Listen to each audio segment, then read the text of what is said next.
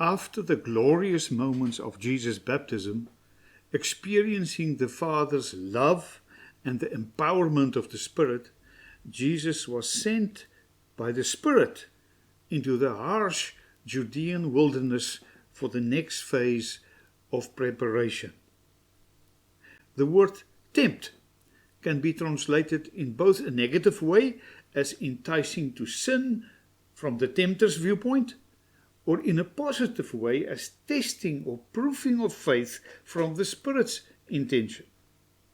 Here, right at the beginning, Jesus, as second Adam, had to face and overcome the devil, the tempter. In the Old Testament, the number 40 always implied a period of preparation for what lies ahead. The 40 years of Moses' preparation at the court of Pharaoh, the 40 years in the desert of Midian learning humility amongst the sheep, the 40 years in the desert, Elijah fasting for 40 days until he reached Horeb, the mountain of God, all of that comes to mind. That suggests that the 40 days of Jesus in the desert was likewise a fast of preparation. The temptations that Jesus faced were exactly the same temptations that we face today.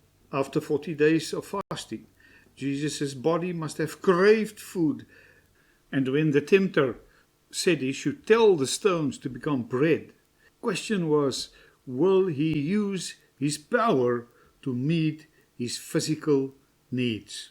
That's a temptation we very well can understand. Adam and Eve could not resist the desire for food. Jesus, the second Adam, could.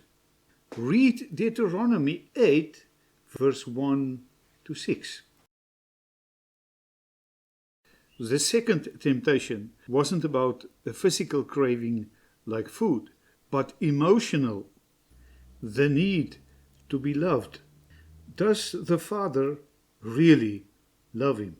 Will the Father protect the Son by rescuing him, sending angels to catch him when jumping from a height?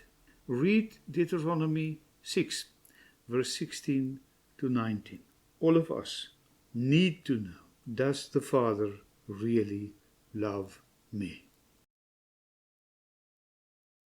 The third temptation is about ambition, power, glory, the kingdoms of this world, but on the adversary's terms, bowing down to the devil and getting it all.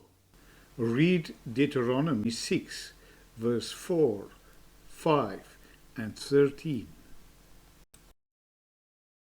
Now Jesus faced the same temptations that we would face some other time in our lives, and he overcame. He had to confront the enemy right before his ministry started and face him and show who has real authority. And now some questions for discussion. Why do you think Jesus needed preparation in terms of fasting and overcoming temptation? How would the Spirit prepare you for ministry? How does the temptations Jesus faced present themselves in your life? And what can we learn from Jesus' resistance to the tempter in overcoming temptation in our own lives? Remember that temptation is supposed to be followed by spiritual growth and effective ministry.